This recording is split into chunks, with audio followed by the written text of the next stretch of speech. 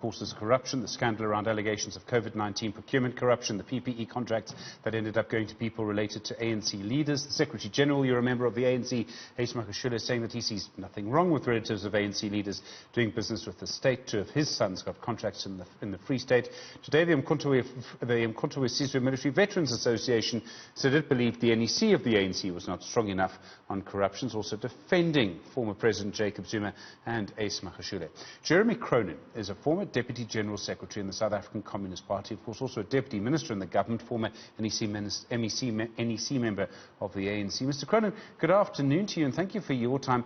You've suggested that we change the process that sees government doing business with people. Where do you think the roots of this corruption problem lie here? Good afternoon, Stephen.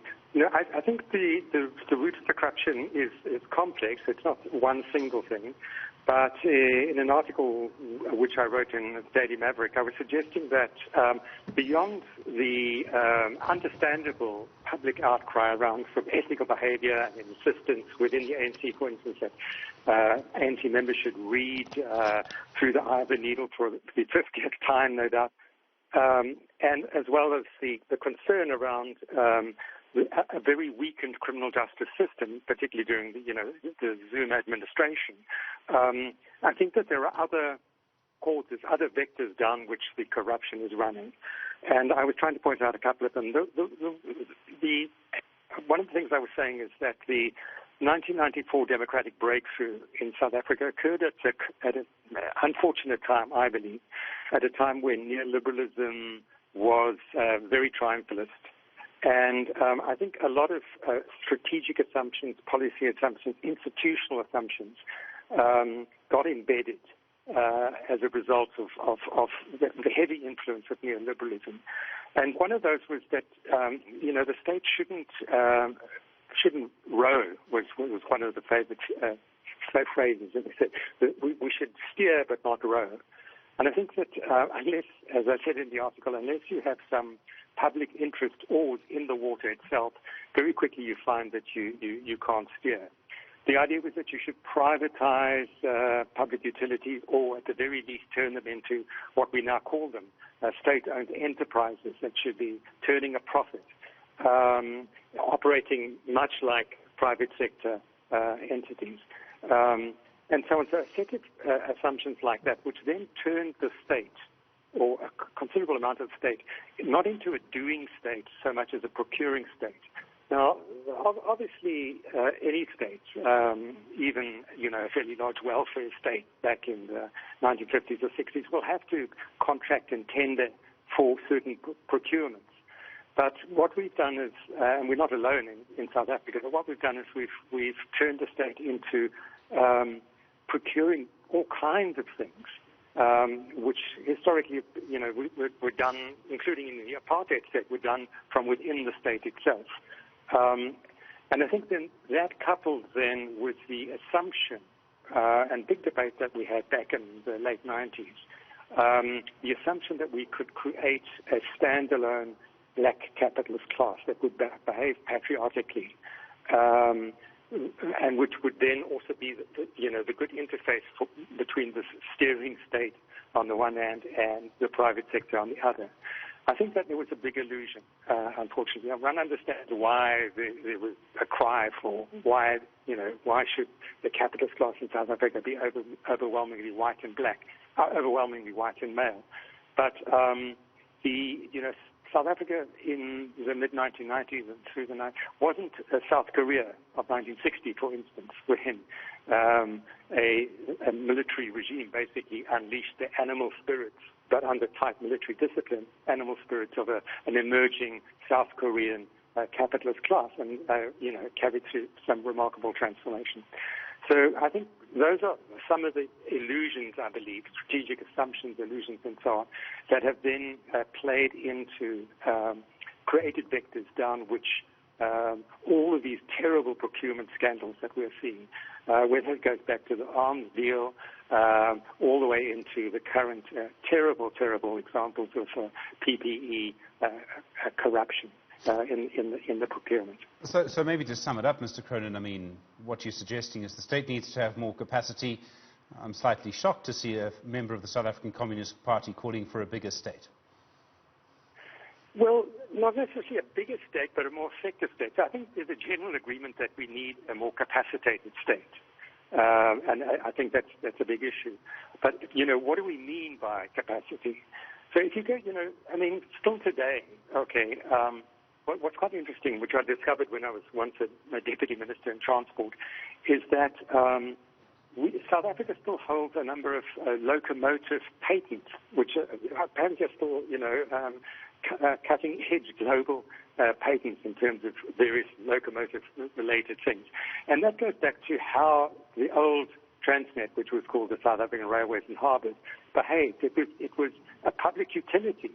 It trained huge numbers of artisans, white artisans, obviously, and it did things.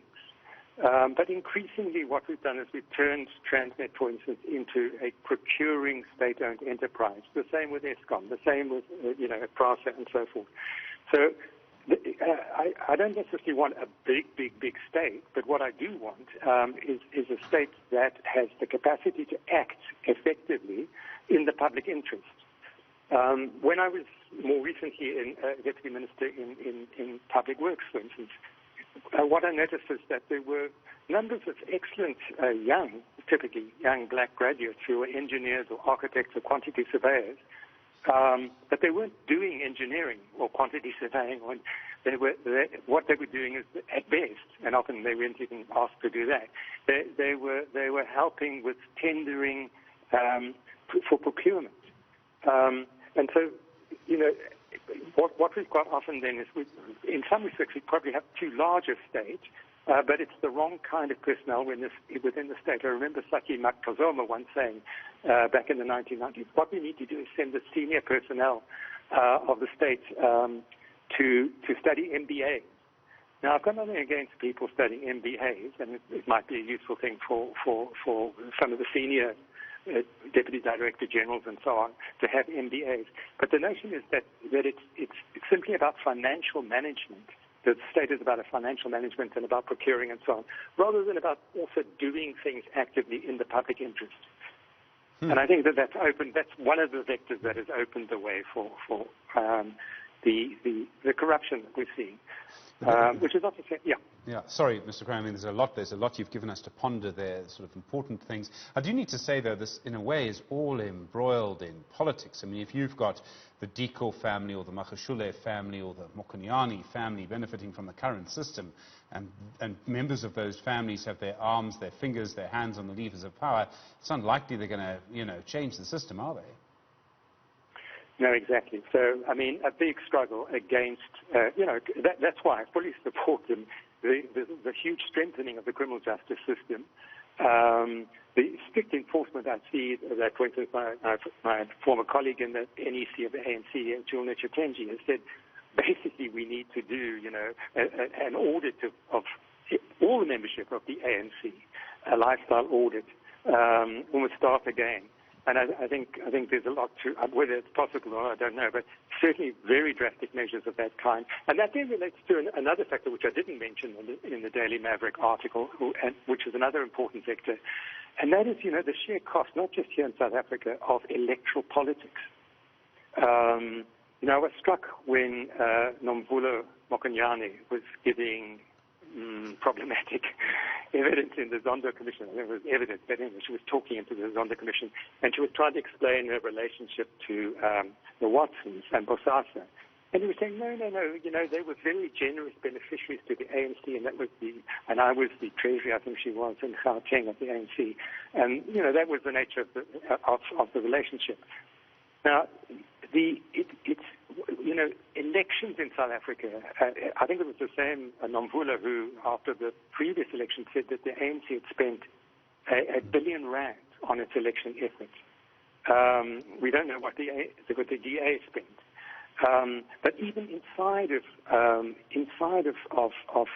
electoral contests within organizations, Musi Maimane is reputed to have raised R100 million for his electoral contest with, I think it was Wilmot James, inside of the DA.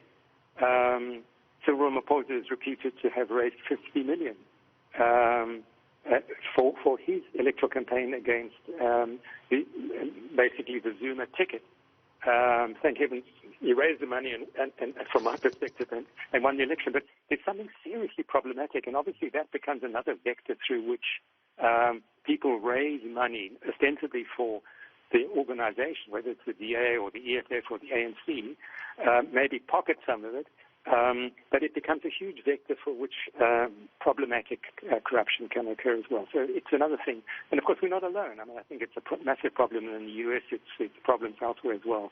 The sheer cost of, we fought very hard, and thank heavens we have multi-party electoral democracy, but we've really got to think about the interface between money and elections, whether there are internal, often factionalized elections within political parties and in the contest between political parties during elections. Okay. So we've got lots and lots of challenges. Mr. Cronin, I mean, you mentioned the idea of an audit of ANC members, suggested, you said, by Joel Nitshitenze. I mean, you might have seen the MKMVA today claiming the NEC of the ANC is too soft on corruption. I mean, their spokesperson is Carl Niehaus, their leader is Kebima Patswe. They both supported former President Jacob Zuma. Their treasurer is Des Van Rooyen, also at the Zondo Commission last week. I mean, how should we interpret that statement from the MKMVA? Well, apart from using the H word, hypocrisy of inordinate proportion, I think you should ask. I don't know. I would find it extraordinarily. It's just bizarre. Anyhow, yeah.